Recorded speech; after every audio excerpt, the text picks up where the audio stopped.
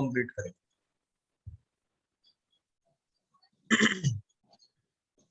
तो इसके कुछ देखो, जब अब हमने बहुत सारी चीजें पढ़ी है, एरिया और वॉल्यूम वगैरह। सबसे पहले सभी का हमने कार्टेशियन पढ़ा, पैरामेट्रिक और पोलर। तो इसमें भी टॉपिक का नाम लिख देता हूं पहले, volume of solid of revolution, मतलब घूमते हुए एक सॉलिड का वॉल्यूम पता करना है। जैसे मान लो एक सर्कल को आप रोटेट कर दो, तो सर्कल को बार बार इसको बहुत तेज रोटेट करोगे तो आपको एक स्फेयर की तरह दिखाई देगा, एक गोले की तरह दिखाई देगा। ठीक है। अगर सपोज आप एक ट्रायंगल को तेजी से रोटेट कर दो तो वो कोन की तरह दिखाई देगा, शंकु की तरह दिखाई देगा। तो ऐसे ही घूमते हुए सॉलिड का वॉल्यूम पता करना है। तो पहली बात इसमें क्या है, अगर वो रोटेट करेगा व्हेन, बड़ा आसान सा है, when rotating about x axis. अगर एक्स एक्सिस के अबाउट वो रोटेट हो तो उसका एरिया क्या होगा, volume is equals to x1 से x2 तक लिमिट जाएगी और पाई वाई स्क्वायर डी एक्स। इसी के अपोजिट अगर वो y एक्सिस के अबाउट घूमता हो तो वॉल्यूम क्या हो जाएगा, अब y पे लिमिट जाएगी y1 to y2 pi x square और लिमिट जाएगी dy। ठीक है भाई, ये होगा वॉल्यूम। अगर x एक्सिस के अबाउट सिमेट्रिक है तो x की लिमिट, और जिसकी लिमिट उसी के रेस्पेक्ट में इंटीग्रेशन dx। यहाँ भी अब y के रेस्पेक्ट में है तो y की लिमिट, और जिसकी लिमिट उसी के रेस्पेक्ट में इंटीग्रेशन चलेगा। जी सर, समझ आ गया। अब मान लो कुछ फिगर ऐसी होती है, जैसे सर्कल है, सर्कल x एक्सिस और y एक्सिस पे होगा इस तरीके से, तो वो दोनों के अबाउट रोटेट करेगा, x के भी और y के भी। तो इसको किसी एक को मान के कर सकते हैं, दोनों में से कोई एक भी फॉर्मूला लेंगे। जी सर। तो आगे बढ़ते हैं, एक एग्जांपल ले लेते हैं।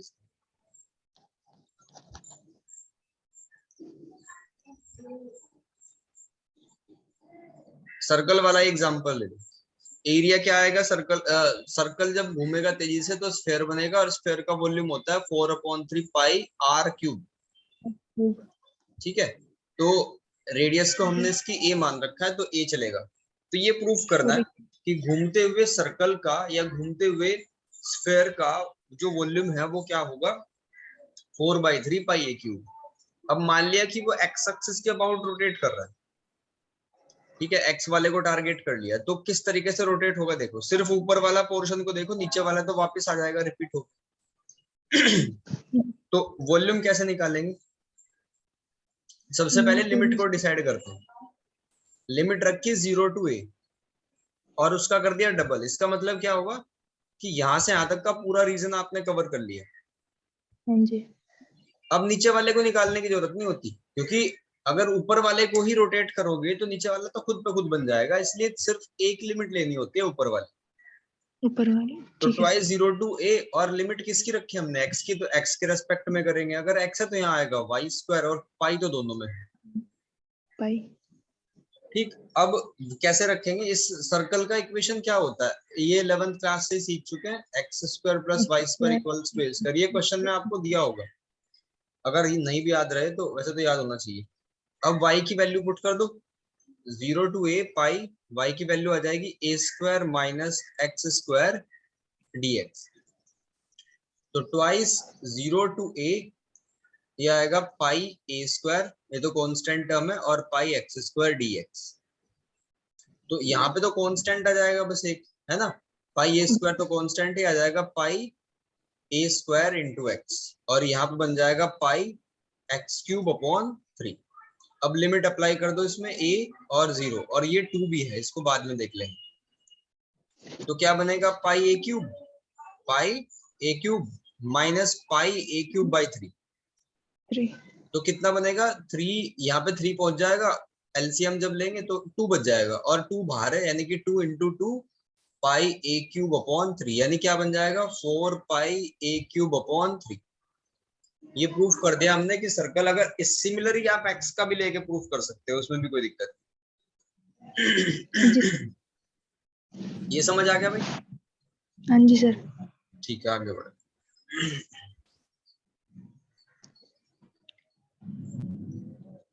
देखो, अब देखो अगर पैरामेट्रिक फॉर्म में दे रखा हो तो कैसे करेंगे। पैरामेट्रिक का मतलब एक्स थीटा में दे रखा है या टी में, और वाई भी उसी में दे रखा हो, तो कैसे उससे डील करेंगे। एक चीज और मैंने पहले बताई थी कि सर्कल के पैरामेट्रिक कोऑर्डिनेट क्या होते हैं, x equals to a cos theta, y equals to a sin theta. तो सपोज हाँ आपको जी। क्वेश्चन ये हटा के ये पूछ लिया जाए कि एक कर्व है, आपको एकदम पता चल जाना चाहिए कि ये सर्कल की बात कर रहे हैं।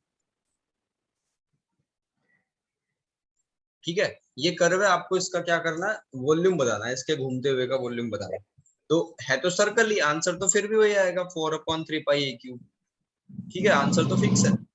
अगर एमसीक्यू में आ जाए तो 1 मिनट से पहले ही टिक कर दो, लेकिन इसको हमें लिख के दिखाना है तो कैसे करेंगे। सबसे पहले पैरामेट्रिक का फॉर्मूला देखते हैं क्या होता है।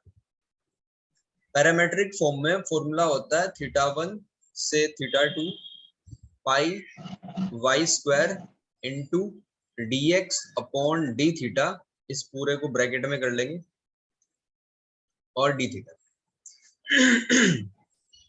देखो बड़ा आसान है। इससे पहले एक चीज रिपीट कर लो, बीटा गामा फंक्शन में एक मैंने बड़ा कमाल का इंटीग्रेशन बताया था, 0 टू π/2 साइन की पावर, ये जरूर आएगा इस पे क्वेश्चन, m थीटा और cos की पावर m थीटा। तो ये हो जाएगा gamma m+1/2 gamma n+1/2 upon 2 gamma m+n+2/2। ये वाला फॉर्मूला बता दें। ठीक है, इसका बहुत ज्यादा यूज होगा इसमें पैरामेट्रिक में, तो यहाँ पे सीखना जरूरी है। यहाँ तक कोई दिक्कत आ रही भाई? नहीं सर। ठीक है, अब देखो सर्कल है तो सर्कल इस तरीके से होगा, उसकी ये क्या होता है पैरामेट्रिक में, एंगल 0 π/2 ये पाई। तो हम एक ले लेंगे, उसी को डबल कर देंगे। ठीक है, ऊपर वाला पता करना होता है ना सिर्फ आधा। जी सर। तो हाँ। 0 टू π/2 लिमिट ले लो, इसको कर दो ट्वाइस, 0 टू π/2, और इसका ये लिख दिया थीटा। अच्छा, dx अपॉन डी थीटा कर लो, कितना जाएगा, -a sin थीटा जाएगा। ठीक है भाई, -a sin थीटा क्या आया, ये dx अपॉन डी थीटा। यहाँ तक बात समझ आई? जी। अब पाई है, इसको बाहर लिख लो, y है तो y को क्या बना दो, a² sin स्क्वायर थीटा। तो जो कांस्टेंट टर्म है वो पहले ही बाहर निकाल दो, ये आ जाएगा -2πa³ 0 टू π/2, और ये बनेगा साइन क्यूब थीटा।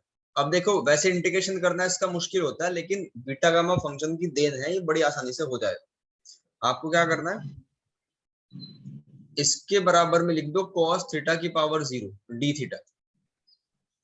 ठीक है, तो ये क्या बन जाएगा, -2πa³, और देखो m की वैल्यू 3 है, n की वैल्यू 0 है, तो according to beta gamma function हम क्या लिख सकते हैं, m+1/2 क्या हो जाएगा, गामा 2, n+1/2 क्या हो जाएगा, गामा 1/2 अपॉन। यहां तक समझ आ रहा है भाई?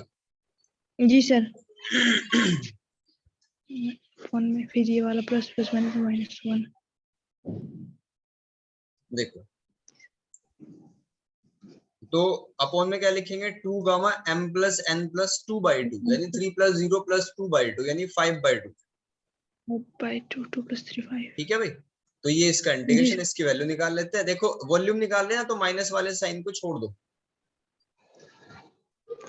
2πa³ आ गया। अब गामा 2 की वैल्यू क्या होती है, 1, और 1/2 की वैल्यू क्या होती है, √π। फिर इसको क्या लिखेंगे, 2 इंटू, इसको लिखेंगे 3/2, 1/2 और √π। तो √π से √π हो गया कैंसिल, 2 से 2 कैंसिल हो गया। तो देखो 2πa³, ये कितना बनेगा, 3/2 का उल्टा कर दो, 2/3। तो वही आ गया आंसर, 4/3πa³। तो हमने कार्टेशियन और पैरामेट्रिक दोनों सीख ली। कोई दिक्कत आई भाई इसमें? नहीं सर। ठीक है, एक और क्वेश्चन कर लेते हैं, कार्टेशियन वाला ही, बड़ा आसानी से हो जाएगा। इसको आप ट्राई करके देखना, लाइव मेरे से पूछना क्या दिक्कत आ रही है। पहले क्वेश्चन को लिखना है,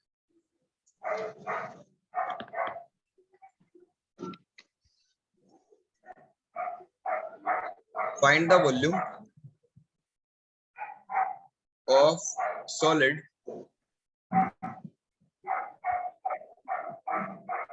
generated by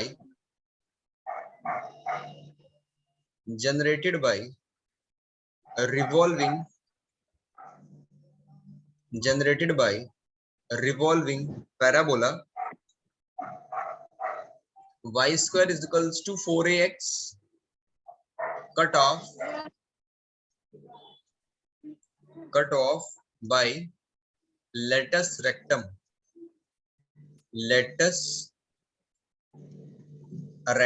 about tangent at vertex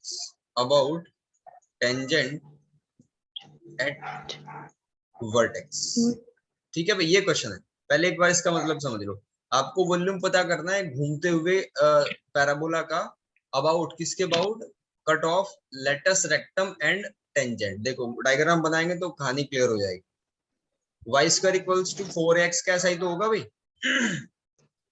x की साइड को। और ये किसके अबाउट घूम रहा है, पहले देखो लेटस रेक्टम कहाँ होती है। लेटस रेक्टम एक ऐसी लाइन होती है जो इसका जो एक्सिस होता है ना, इसको कहते हैं फोकस होता है a0 पे, ठीक है। लेटस रेक्टम फोकस पे परपेंडिकुलर एक लाइन होती है, और पूरी लेटस रेक्टम की लंबाई होती है 4a, तो ये हो जाएगा 2a ऊपर वाला।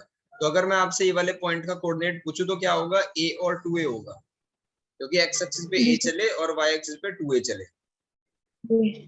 तो इसमें कहा कि about cut off by latus rectum about tangent at vertex, vertex पे ये वाला पॉइंट है वर्टेक्स को, तो वर्टेक्स पे ये टेंजेंट है, इसके अबाउट इसको घुमा दिया, तो इसके अबाउट घुमा दिया तो इस तरफ को भी दिखेगा ना जी सर। तो y एक्सिस के अबाउट घूम रहा है, इसका अर्थ ये है। और y एक्सिस का फॉर्मूला क्या था, y एक्सिस का फॉर्मूला था लिमिट, अगर y एक्सिस है तो y वाली चलती है, y1 y2, यहाँ चलेगा dy और यहाँ चलेगा पाई एक्स स्क्वायर, ठीक है भाई। तो क्या करना है, देखो हमें इसको रोटेट करना है y के अबाउट। तो सबसे पहले लिमिट देख लो क्या जाएगी, y पे लिमिट क्या जा रही है, तो 2a जा रही है, 0 जा रही है, 0 to 2a जाएगी ना। जी सर। क्योंकि y पे 2a से ऊपर हाइट ही कवर नहीं कर रहा है, हाँ जी। और ठीक, और इसका कर दिया ट्वाइस, क्योंकि जितना इधर है उतना इधर, और पाई तो पाई की जगह x की वैल्यू ले लो यहाँ से, y स्क्वायर अपॉन 4a है, तो इसका स्क्वायर कर देंगे तो क्या बन जाएगा, y की पावर 4, स्क्वायर का तो 4 हो गया, और ये हो जाएगा 16a स्क्वायर, और ये क्या लिखा जाएगा dy, ठीक। अब इसके बाद इंटीग्रेशन करके इसको सोल्व करो, देखो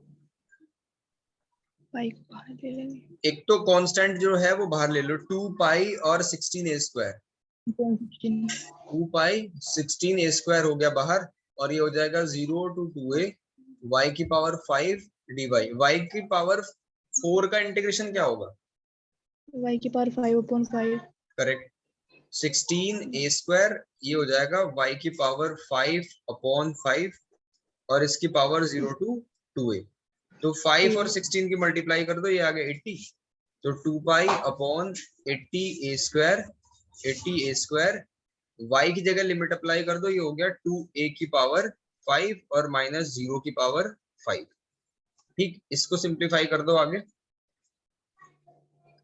तो देखो 2 से 80 को कैंसिल कर दो, कितना आया पाई बाई 40a स्क्वायर, और 2 की पावर 5 है तो 2 को 5 बार मल्टीप्लाई कर दो, 2 2 2, और a की पावर कितना हो जाएगा 5, तो 2 2 जा 4, 2 जा 8, 2 जा 16, 32 हो गया, तो इसको लिखेंगे pi upon 40 a square into 32 a की पावर 5, ठीक।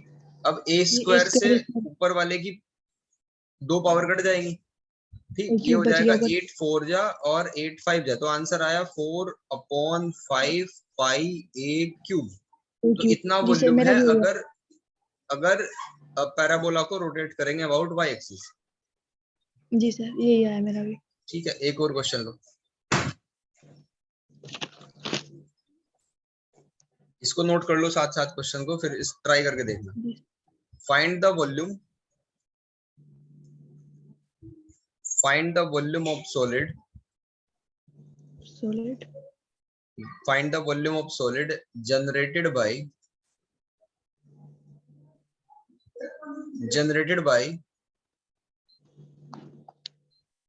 revolution of the loop का मतलब होता है जब कोई चीज ऐसे कवर्ड हो, जी generated by the loop of the curve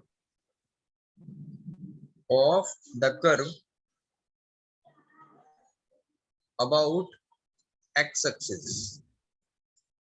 curve का इक्वेशन दे रखा है 3a y square equals to x और x माइनस a का होल स्क्वायर। ठीक है, ये कर्व का है और ऐसे कर्व हमने ट्रेस कर लिए ट्रेसिंग से। क्वेश्चन लिख लिया भाई? हाँ जी। सबसे पहले ये क्लियर है बिल्कुल कि x एक्सिस के अबाउट है।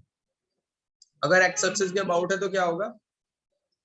तो y वाला लिमिट लगेंगे, x1 x2 dx पाई y स्क्वायर। ठीक है, लेकिन एग्जैक्टली तब पता चलेगा जब इसका डायग्राम बनेगा। बस सिर्फ मोटा मोटा सा आइडिया लेना है। देखो ऐसे हमने x एक्सिस y एक्सिस बनाया। अगर x को 0 पुट कर दें, सबसे पहले देखो किसके अबाउट सिमेट्रिक है, y की पावर है इवन, और जब भी y की पावर इवन हो जाए तो x के अबाउट सिमेट्रिक होता है। अगर हमें ना भी देता तब भी हम पता कर सकते थे अबाउट y एक्सिस। अगर ये ना भी लाइन होती ना तब भी आपको आइडिया लगा लेना था, क्योंकि y की पावर क्या है, इवन है। इवन, ठीक, y की जगह 0 पुट कर दो तो x की दो वैल्यू आएंगी। एक तो 0 आएगी तो इसका मतलब कर्व जो है वो यहाँ से पास होगा, दूसरी आएगी a0, इसका मतलब कर्व जो है वो यहाँ से पास होगा। और अगर रोटेटिंग अबाउट x एक्सिस है तो इस तरीके से ही बना होगा वो। ठीक है भाई, और कुछ हो ही नहीं सकता इसके अलावा। जी सर। अब ध्यान देना यार, फॉर्मूला क्लियर हो गया? पहले लिमिट रखो इसकी 0 टू a। y स्क्वायर की वैल्यू क्या है, कर्व दे रखा है, तो y स्क्वायर की वैल्यू निकल जाएगी, ये हो जाएगा x माइनस a का होल स्क्वायर अपॉन 3a। ठीक है, अपॉन 3a। अब इसमें 2 नहीं लगाएंगे मल्टीप्लीकेशन में। क्यों? क्योंकि ये पूरा का पूरा एक ही कर्व निकाल लिया ना हमने, एक ही बार में निकल गया। अगर y x एक्सिस पे फैला हुआ होता है इतना इधर तो फिर डबल करते, क्योंकि ये तो एक ही बार में काम हो रहा है तो इसलिए 2 की मल्टीप्लीकेशन नहीं करेंगे। जी सर। ठीक, और पाई बाई 3a को ले लिया बाहर, ये हो जाएगा 0 टू a। इसको सोल्व करके बताओ क्या आंसर आया, अंदर कैलकुलेशन करके, इंटीग्रेशन करके इसका।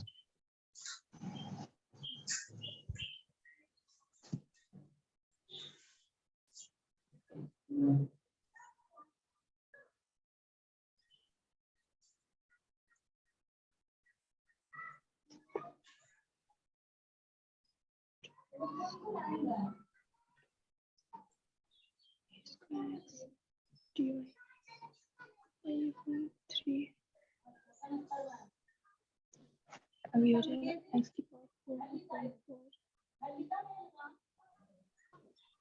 माइनस 2 की power 2 plus x square by 2।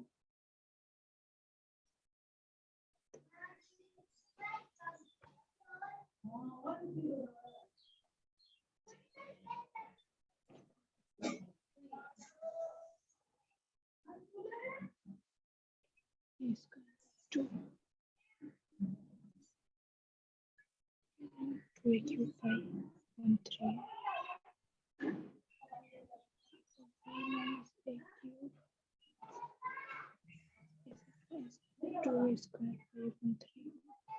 देखो हो गया भाई, हो गया।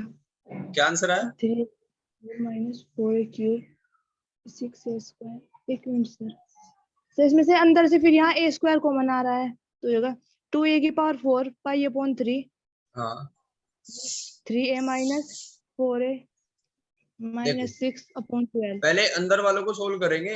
ये हो जाएगा x square plus a square minus 2x square, और फिर x की मल्टीप्लाई कर देंगे इसमें, तो ऐसे बन जाएगा x की power 3 plus x into a square minus 2a x स्क्वायर जी सर ऐसे dx, और ये बाहर कांस्टेंट में पाई बाई 3a। लिमिट गई 0 टू a। x की पावर 3 का इंटीग्रेशन क्या होगा, x की पावर 4/4, x जी का सर। होगा x की पावर 2/2 इंटू a स्क्वायर, और यहाँ हो जाएगा माइनस 3 2a x की पावर 3/3, लिमिट अप्लाई कर दो 0 to 2 a, मतलब ए। π/3 आ गया। अब इसके बाद हाँ जी, देखो बाहर ले लेंगे। π/3a, ये हो जाएगा a की पावर 4/4 प्लस a की पावर, ये 4 ही हो जाएगा 4/2, और यहाँ भी a की 4/2 पावर 4 बन जाएगा, यानी कि 2a की पावर 4/3। अब इनका एलसीएम ले लो, 4 2 3 का एलसीएम कितना आ जाएगा 12, 4 3 जा 3 a की पावर 4 प्लस 6 a की पावर 4 माइनस 3 4 जा और 4 2 जा, ये आ जाएगा 8 a की पावर 4, तो 369 माइनस 8 ये बच जाएगा सिर्फ। तो आंसर आया π/3a इंटू a की पावर 4/12, तो a की पावर 1 कैंसिल, आंसर आया πa³/36। क्लियर हो गया भाई? जी सर। ठीक है, एक ले लेते हैं पोलर फॉर्म वाला क्वेश्चन और ये टॉपिक क्लियर हो जाएगा। देखो ये एस्ट्रॉइड मैंने बताया था कि आपको क्लास में, अगर सर्कल को थोड़ा सा पिचका दो तो एस्ट्रॉइड बन जाएगा ऐसे करके, ठीक है। तो ये नाम से 2-3 फिगर आपको ध्यान रखनी है, एस्ट्रॉइड, कार्डोइड। कार्डोइड क्या होता है, वो इस तरीके का जो फिगर होता है ऐसा वाला, ठीक है, एस्ट्रॉइड। तो देखो क्वेश्चन है कि एक एस्ट्रॉइड है जिसका इक्वेशन आपको दिया हुआ है, एस्ट्रॉइड का इक्वेशन दे रखा है, x की पावर 2/3 प्लस y की पावर 2/3 इक्वल्स टू a की पावर 2/3। तो इसको देखते ही आपको पहचान जाना है कि ये एस्ट्रॉइड का कार्टेशियन इक्वेशन है। तो ये आपको पता होना चाहिए कि इसके पोलर कोऑर्डिनेट क्या होते हैं, x equals to a cos cube theta, y equals to a sin cube theta, ये होते हैं इसके पैरामेट्रिक। मैंने पोलर गलत बोल दिया, पैरामेट्रिक होते हैं, ठीक है भाई। जी सर। अगर आप इसमें पुट करके देखोगे तो a क्यूब भी आ जाएगा, यानी कि left hand side right hand side के इक्वल ही आ जाएगी। तो सबसे पहले क्या करेंगे, एक ही फॉर्मूला है इसका, और लिमिट कहां से कहां तक जाएगी बताओ, 0 to π/2 जाएगी ना, क्वाड्रेंट है, और डबल होगा क्योंकि जितना इधर है उतना इधर। तो क्या होगा, π/y² dx upon d theta into D theta. अब तो कर लोगे भाई इसको आगे? जी सर, कर लेंगे। ठीक है, तो ये हो गया तुम्हारा, और एक ट्रेसिंग वाला बचा हुआ है, ट्रेसिंग वाला सर क्वेश्चन जो हमारी देखते हैं। फर्स्ट बुक है, हाँ जी, सर हमारी फर्स्ट बुक है, उसमें हमारे काफी क्वेश्चन छूटे हुए हैं फर्स्ट वाली जिसके एग्जाम। मैट्रिक्स और डिटरमिनेंट वाली वो? नहीं सर, वो वाली नहीं, डिफरेंशियल कैलकुलस वाली। डिफरेंशियल कैलकुलस वाली? जी सर। अच्छा, और इसका पेपर कौन सी डेट में जो ये पढ़ रहे थर्ड वाली? सर ये तो सेकंड है, इसका अच्छा, 18 में है। इसका 19 में? जी सर, 18 19। अच्छा, इसमें भी अभी तीन लगभग एग्जाम। इसका आधा पोर्शन बचा हुआ है, इसका काफी बचा हुआ है, इसमें भी कॉम्प्लेक्स वगैरह पूरे बचे हुए हैं।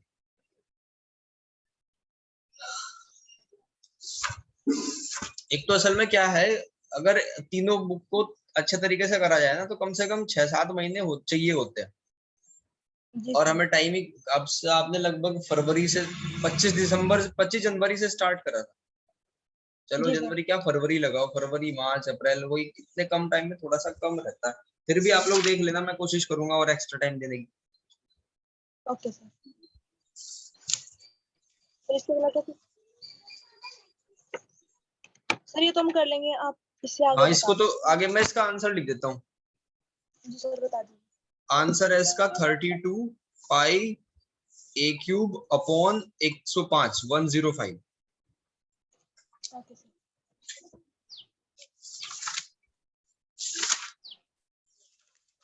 चलो अब ट्रेस कर लेते हैं क्वेश्चन को।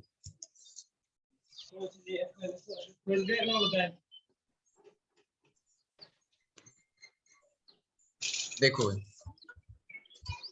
ट्रेसिंग में अगर पोलर फॉर्म हो तो इसका कुछ इसके रूल होते हैं पोलर फॉर्म के।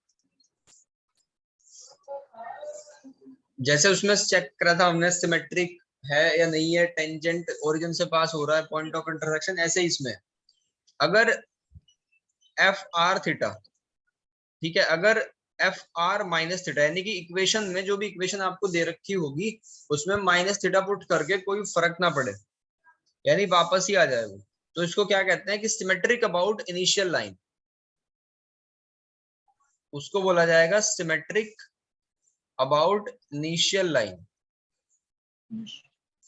इनिशियल लाइन, इनिशियल लाइन का मतलब जहां थीटा इक्वल्स टू 0 हो उसके सिमेट्रिक है, ठीक है, पहला पॉइंट तो ये है। दूसरा, अगर एफ आर थीटा ही आता है, अगर इसकी जगह पाई माइनस थीटा कर दे, पाई माइनस थीटा कर दे, तो उसको क्या लिखेंगे, symmetric about pi by 2, symmetric about pi by 2।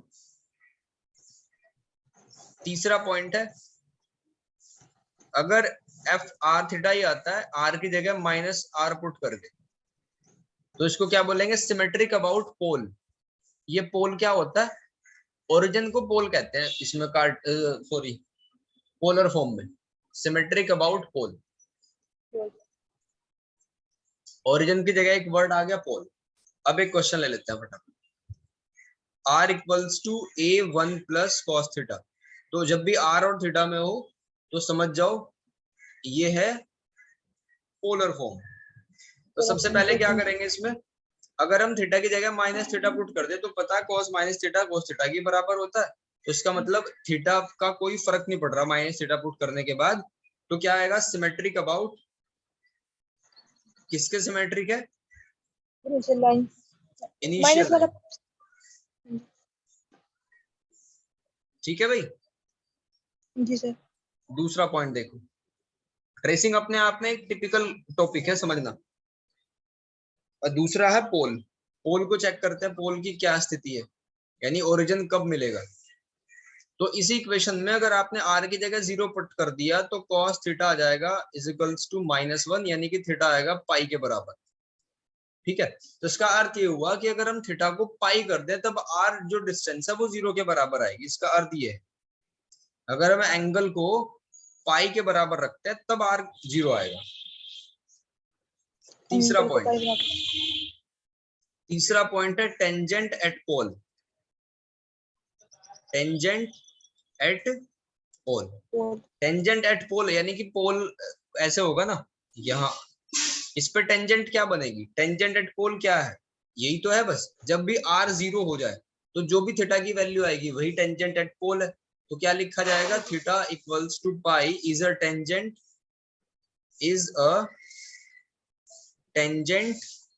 Eight pole. ये सारी बातें अब समझ आएंगी जब इसका डायग्राम बनाएंगे। फिर फोर्थ और मोस्ट इंपोर्टेंट चीज, इसकी table, R equals to A cos theta की टेबल, ये मोस्ट इंपोर्टेंट। इस पे कुछ वैल्यू ले लेते हैं, 10-20 वैल्यू जितनी भी है।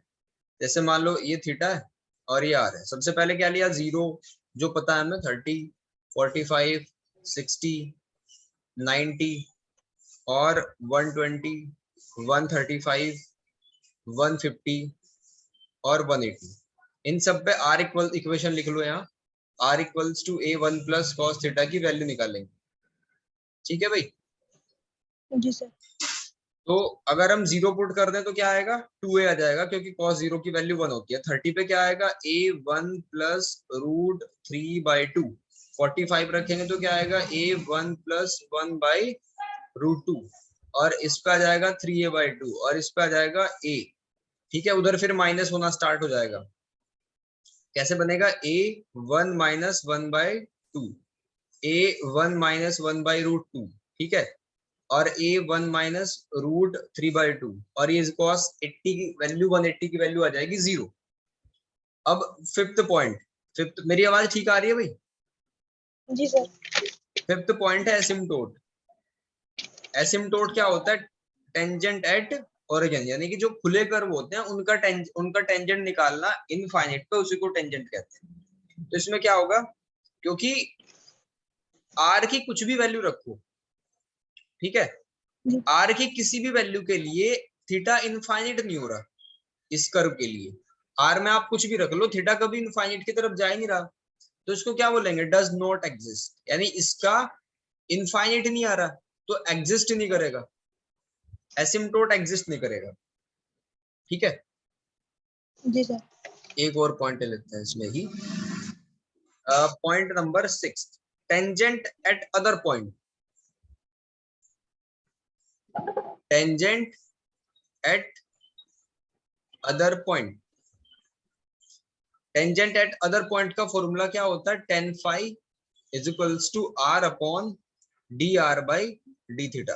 तो r तो रखेंगे ऊपर, r की वैल्यू क्या थी, a1 प्लस कॉस थीटा, और D r by d theta करके आ जाएगा माइनस a साइन थीटा।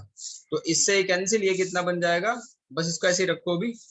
तो अगर हम थीटा की जगह 0 पुट कर दे तो ये चला जाएगा इनफाइनाइट। इसका मतलब क्या है, अगर थीटा की वैल्यू 0 पुट करें तो उस पर फाई इनफाइनाइट आ रहा है, तो एक टेंजेंट एग्जिस्ट कर रही है। अगर थीटा की जगह पाई बाई 2 रखें तब भी इनफाइनाइट ही आएगा, तो क्या होगा, इस तरीके से टेंजेंट एग्जिस्ट करेगी। तो अब इस पूरे ज्ञान को एक फिगर में बना लेते हैं।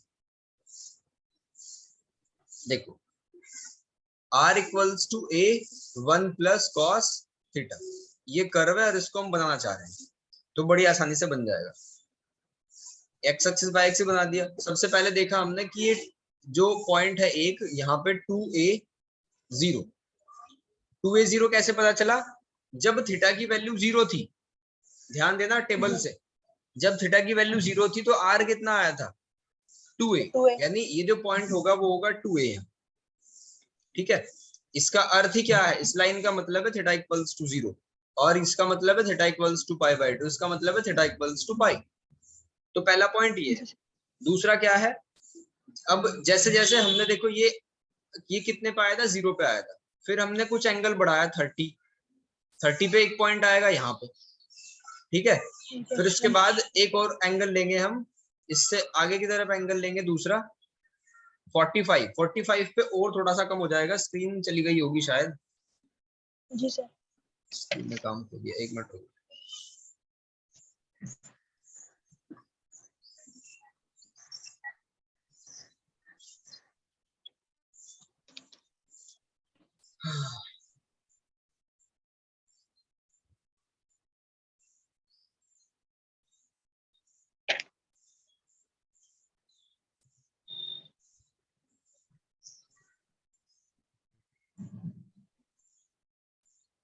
देखो